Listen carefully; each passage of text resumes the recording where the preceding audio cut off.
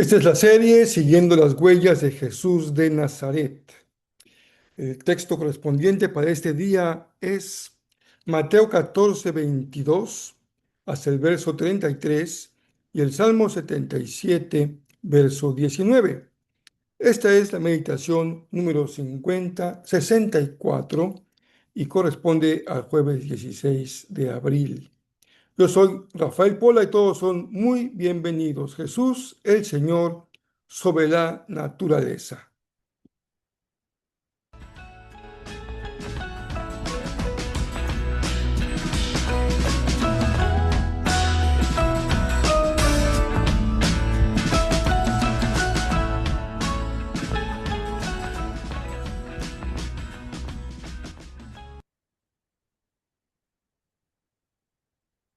Como hemos hecho los últimos días de nuestras meditaciones, hoy vamos a iniciar también con el repaso de los acontecimientos y textos bíblicos que dan cuenta de ello, de lo que Jesús hizo desde su resurrección hasta el día de su ascensión.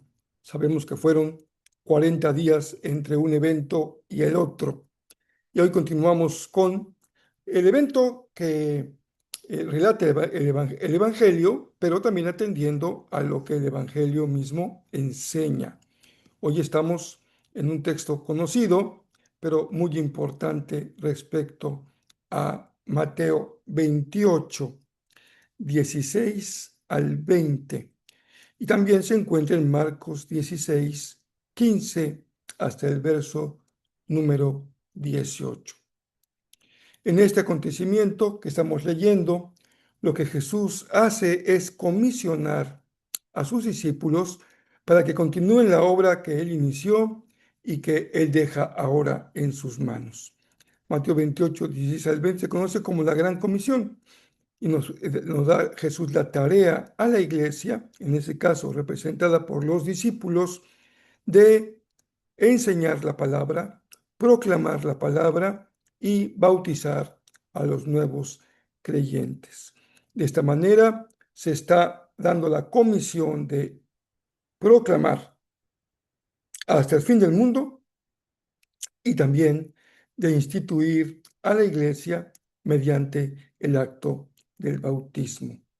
El resucitado deja esta encomienda en sus discípulos. Continúen la obra y vayan formando comunidades de fe en donde las personas puedan ser bautizadas y ser reconocidas entonces como seguidores de Jesús. Muy bien, vamos a continuar con Mateo 14. Hoy vamos al capítulo 14 justamente del verso 22 hasta el verso 33. El texto ya lo conocemos porque hemos leído las otras versiones, pero esto es lo hermoso del día de hoy.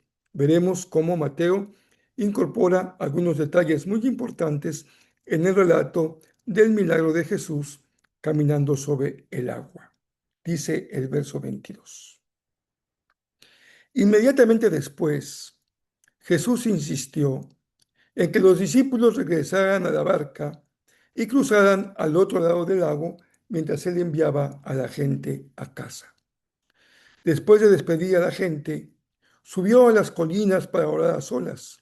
Mientras estaba allí solo, cayó la noche.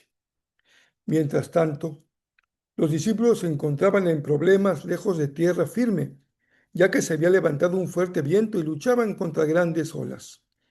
A eso de las 3 de la madrugada, Jesús se acercó a ellos caminando sobre el agua.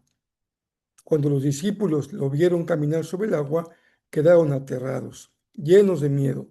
Clamaron, es un fantasma. Pero Jesús les habló de inmediato. No tengan miedo, dijo, tengan ánimo, yo estoy aquí. Entonces Pedro lo llamó, Señor, si realmente eres tú, ordéname que vaya hacia ti caminando sobre el agua. Sí, ven, dijo Jesús. Entonces Pedro se bajó por el costado de la barca y caminó sobre el agua hacia Jesús. Pero cuando vio el fuerte viento y las olas, se aterrorizó y comenzó a hundirse. Sálvame, Señor, gritó. De inmediato, Jesús extendió la mano y lo agarró. ¿Tienes tan poca fe le dijo Jesús, ¿por qué dudaste de mí? Cuando subieron de nuevo a la barca, el viento se detuvo. Entonces los discípulos lo adoraron. De veras, eres el Hijo de Dios, exclamaron. Mateo nos da varios detalles que son de mucha enseñanza y de mucha bendición para nuestros corazones, también siendo nosotros discípulos de Jesús. Lo primero es que nota, Mateo subraya esa parte humana, pastoral, compasiva, personal de Jesús. Él no es un líder de masas, no está interesado por los miles que lo siguen, sino por las personas que necesitan su presencia en su vida. ¿Cómo notamos esto? Dice Mateo, que una vez que ha enviado a sus discípulos en la barca, él se queda con un propósito: despedir a la gente. Es una escena para mí muy, vamos a decir, muy tierna, viendo a Jesús, tal vez despidiendo de mano a algunos varones, pescadores o agricultores, pastores de ovejas, despidiendo tal vez a mujeres que han estado ávidas de oír la palabra y recibir bendición, tal vez a jóvenes interesados en saber qué enseña y qué dice este profeta, y a niños que siempre andan corriendo por todos lados y que seguramente recibieron de Jesús una caricia afectiva, una mano cariñosa. Esto es parte del Evangelio. Nosotros tratamos con personas y nuestra relación con personas implica un trato personal en donde la persona es atendida respecto a su valor individual. Lo segundo que aprendemos es en el texto de Mateo es que Jesús se queda y va a la montaña para una vez más, en soledad, orar al Señor. También es gran valor para nosotros entender que al final de una jornada, que puede ser como en Jesús extenuante, Él se da un tiempo para orar, descansar su alma, hablar con su Padre, recuperar fuerza, reorientar su camino. Lo tercero que aprendemos y que es coincidente con los demás evangelios, pero con su peculiaridad en Mateo, es que ya en la barca los discípulos se encontraban en problemas para navegar con las olas. No era fácil, el viento era fuerte y levantaba olas muy grandes.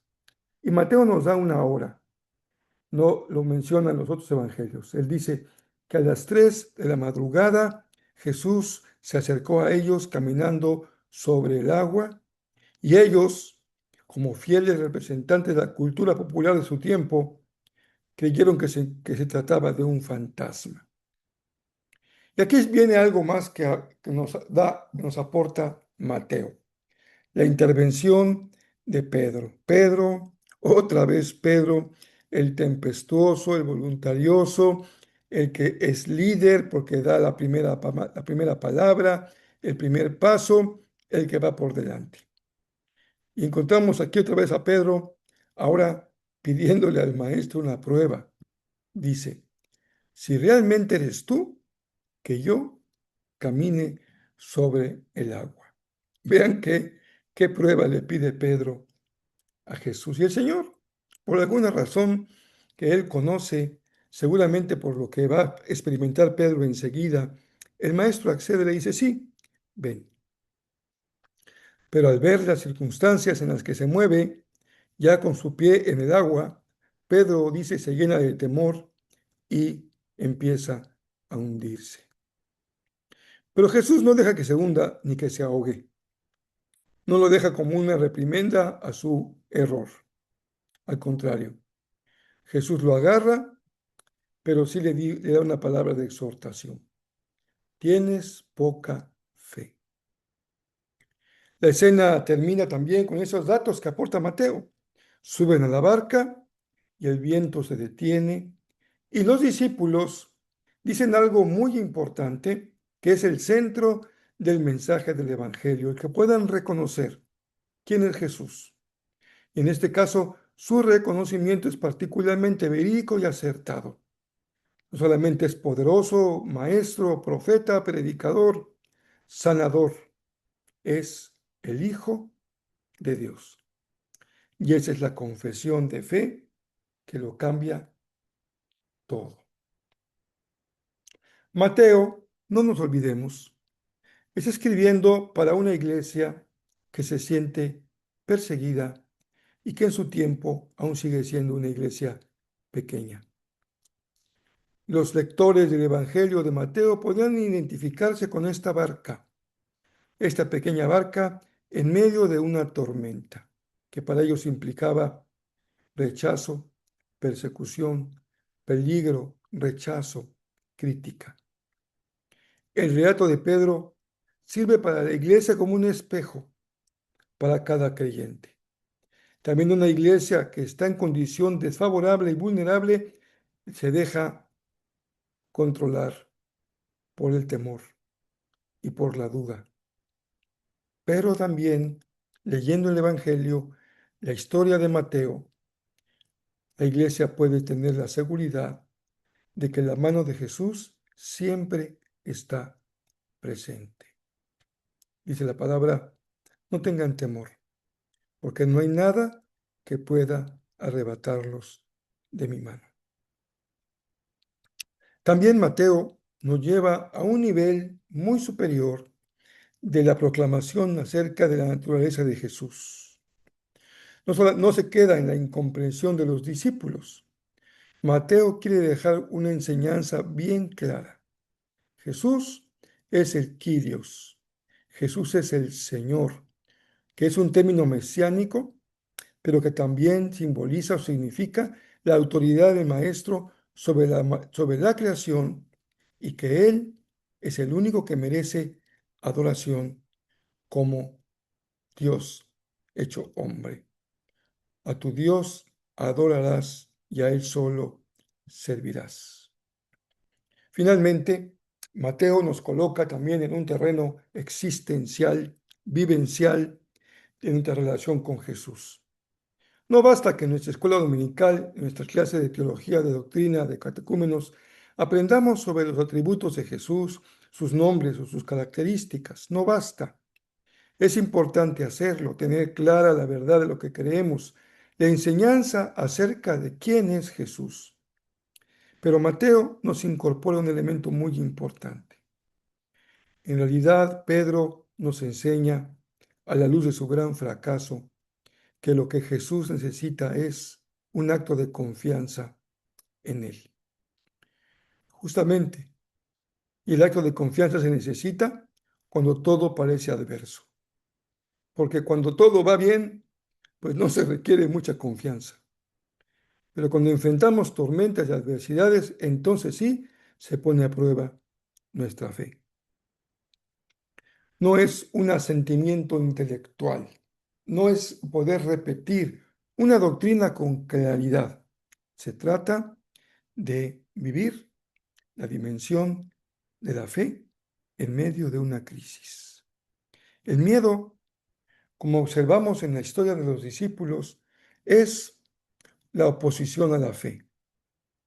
No el miedo reverente, el temor reverente ante el Señor, sino el miedo a las circunstancias, a la oscuridad, al caos.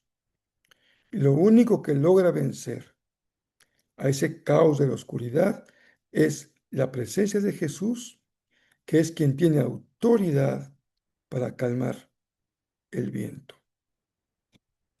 Mateo enfatiza la autoridad de Jesús. Coincide con lo que hace también los otros evangelios. El tema es, sin duda, quién es Jesús. Pero también Mateo incorpora un elemento interesante, el rol de Pedro. Pedro, desde que era parte de los 12, ocupó un lugar importante entre los discípulos. Tenía una función de liderazgo.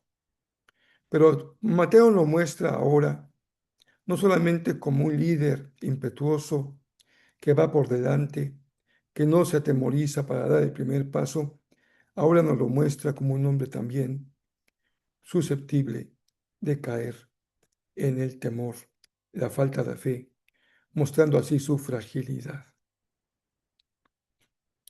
Los datos de Mateo son muy interesantes y oportunos. La barca representa tu vida personal. La barca representa tu comunidad de fe o tu familia. La barca representa ese objeto en el que viajamos siguiendo a Jesús y que está enfrentando problemas. Lo interesante es que en Mateo se subraya que Jesús insistió en que los discípulos viajaran primero ellos solos. Y justamente viajando solos, en la madrugada es cuando se presenta esa tormenta, este viento y estas olas enormes. Suele así obrar el Señor.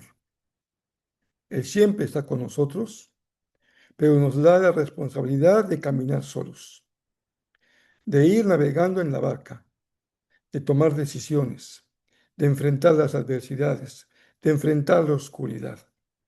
Él no está ahí para evitarnos el hacer frente a las adversidades.